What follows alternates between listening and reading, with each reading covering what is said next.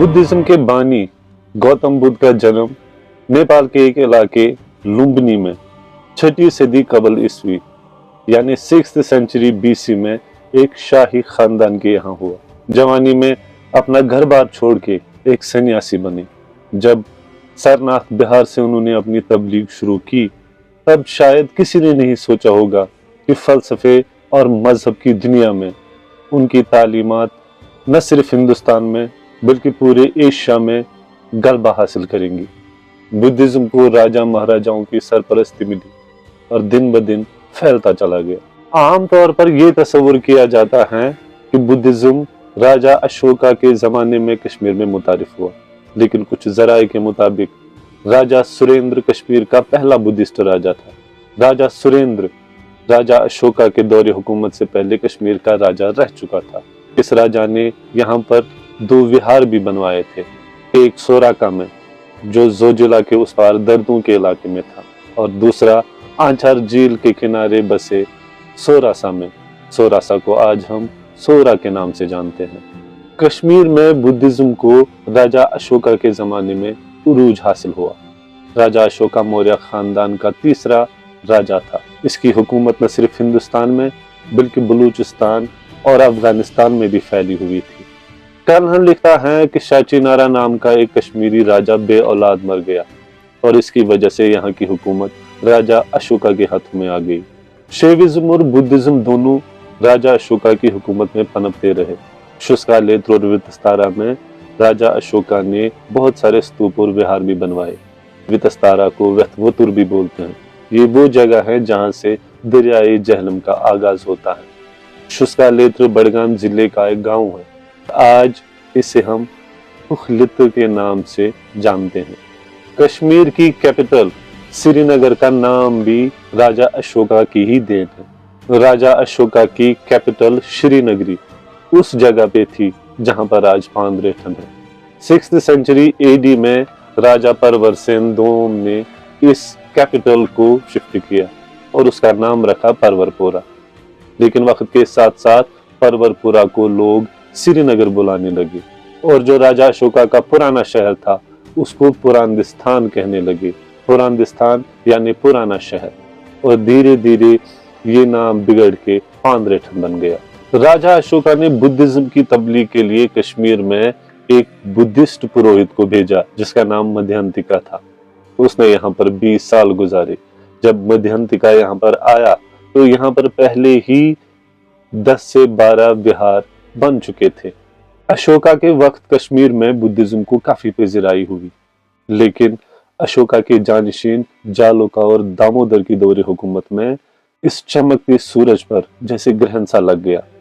जालोका एक कट्टर शैवायत था। वो पहले बुद्धिस्ट्स के बहुत मुखालिफ था, लेकिन बाद में उनके मिजाज में थोड़ी सी नरमी आ गई। जालोका ने बुद्धिस्ट्स के लिए बारामुल्ला के पास एक विहार भी बनवाया और उस विहार का नाम कृति आश्रम भवन रखा। कहते हैं कि बारामुल्ला के पास जो कुत्सहोम नाम का गांव है वो इसी कृति आश्रम भवन नाम का बिगाड़ है।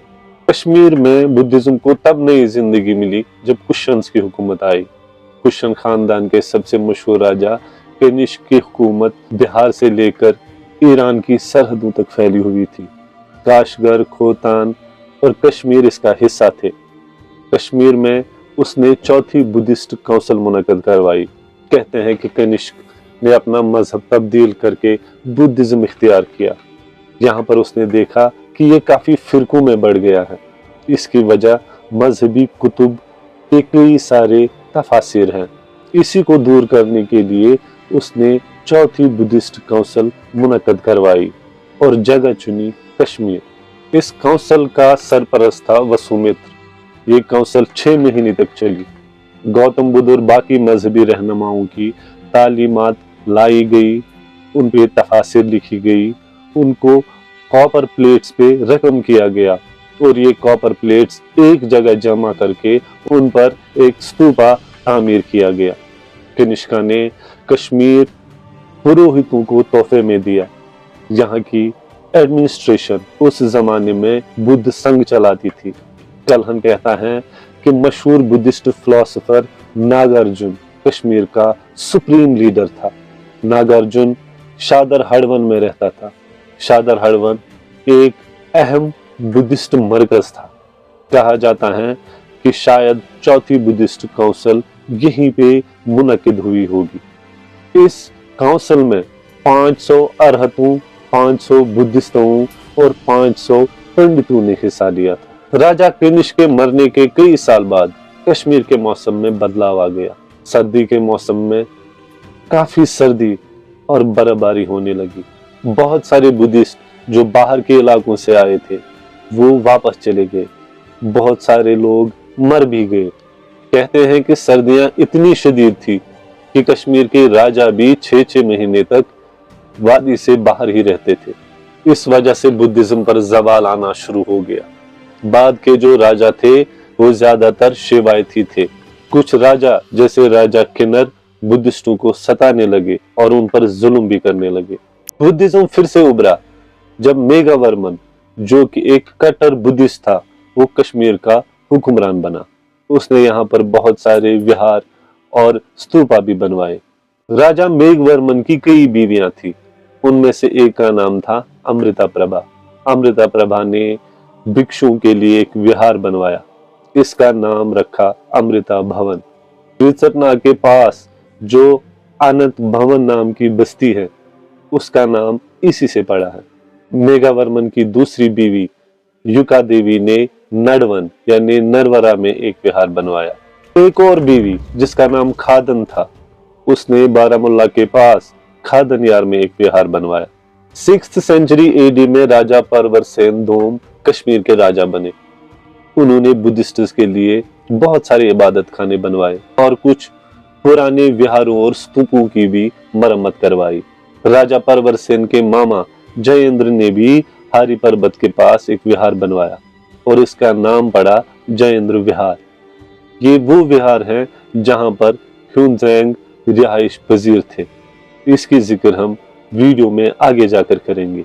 कश्मीर से बहुत सारे मुबल्लिग तबलीग करने के लिए एशिया के मुख्तलिफ मुल्कों में जाते थे। यहाँ के मुबल्लिग चाइना में बहुत मशहूर और मारूफ थे, जैसे कुमाराजू, बुद्धाभद्र, पुण्यतारा, बुद्धयाशा, धर्मामित्र और गणवर्मन। इनमें कुमाराजवा का नाम दुनिया के मशहूर मुतरजमों में किया जाता है जिन्होंने संस्कृत कुतुब का तर्जुमा चाइनीज में किया। गणवर्मन तबलीग के घर से श्रीलंका, जावा और चाइना जाते रहे। 2nd सेंचुरी एडी से ही कश्मीर एक अहम बुद्धिस्ट लर्निंग सेंटर बन गया था। दूर इलाकों से लोग यहाँ पर पढ़ने और रिसर्च करने के गर्ज से आते हैं। कुछ मशहूर लोग जो यहाँ पे रिसर्च करने आए उनके नाम हैं चीमोंग फेयोंग और मशहूर जमाना ह्यूनजैंग। ह्यूनजैंग बारामुल्ला के रास्ते कश्मीर में दाखिल हुए। उनकी इस्तकबाल के लिए राजा ने अपने घर वालों को भेजा। उन्होंने पहली रात खुशका विहार में गुजारी जो बारामुल्ला के पास से था और जिसे कुशन्स के एक राजा खुशका ने तामीर करवाया था। यहाँ से वो धर्मशाला आए। धर्मशाला शहर से कुछ ही दूर था। यहाँ पर राजा ने उनका इस्तकबाल खुद किया। राजा के साथ तकरीबन 1000 लोग थे। इनमें वजीर, पुरोहित और शहर के बाकी खास लोग थे। ह्यूनजैंग जब शहर में दाखिल हुआ तो उन पर फूल बरसाए गए। जयेंद्र विहार में उनकी रिहाइश का इंतजाम किया गया। इस जयेंद्र विहार की जिक्र हम पहले ही कर चुके हैं। ह्यूनजैंग की खिदमत के लिए राजा ने बहुत सारे खुदाम रखे और उनकी रिसर्च में मदद करने के लिए पुरोहित भी फराहम किए। ह्यूनजैंग कश्मीर में तकरीबन 2 साल रहे। यहाँ पर उन्होंने बुद्धिस्ट इबादत खानों का जायजा लिया। जितने भी सूत्र और शास्त्र मिले उन पर रिसर्च की। ह्यूनजैंग लिखता है कि कश्मीर में 100 मोनेस्ट्रीज और 500 पुरोहित हैं। इन मोनेस्ट्रीज के अलावा यहाँ पर कुछ स्तूपा भी हैं। एक स्तूपा जो शंकराचार्य पहाड़ी के पास है, वहां पर गौतम बुद्ध का दांत रखा गया है। स्तूपा होती ही ऐसी जगह है जहां पर गौतम बुद्ध के तुबरकात रखे गए हो। इस दांत को बाद में नॉर्थ इंडिया का एक मशहूर राजा राजा हर्ष अपने साथ कन्नौज ले गया था। 8th सेंचुरी के बाद कश्मीर में बुद्धिज्म का जवाल शुरू हो गया। इसकी कई वजूहात हैं। एक तो ये कि 8th सेंचुरी के बाद जितने भी राजा आए वो सारे शैवायत थे। दूसरा ये कि कश्मीरी शैविज्म में रिवाइवल आ गया था। वसुमित्र और अभिनव गुप्त जैसे पुरोहितों ने इसमें एक अहम किरदार अदा किया था। 2nd सेंचुरी के बाद ही संस्कृत जबान को बुद्धिज्म की मजहबी तालीम देने के लिए इस्तेमाल किया गया। इस वजह से शैविज्म के जितने फलसफे थे वो बुद्धिज्म में समा गए। इसके बाद जब कश्मीर में मुसलमानों का दौरे हुकूमत शुरू हो गया, इसने ताबूत में आखिरी कील ठोकने का काम किया। वैसे तो चंद मुसलमान हुक्मरानों के अलावा जितने भी बाकी हुक्मरान थे उन्होंने बुद्धिस्ट्स के साथ अच्छा सलूक किया, यहाँ तक कि उनको अपने दरबार में भी जगह दी, लेकिन इसने भी कुछ मदद न की। एक तरफ कश्मीरी शैविज्म जिसका गलबा पिछली कई सदियों तक रहा था, और दूसरी तरफ इस्लाम जो आगे जाके उरूज हासिल करने वाला था। ऐसे में कोई तीसरा मजहब खुद को कैसे रिवाइव कर सकता था? इसका नतीजा ये हुआ कि किसी जमाने में हर मुख की चोटी से भी बुलंदो बाला मजहब आज वुलर झील की गहराइयों में अपने निशान ढूंढ रही है।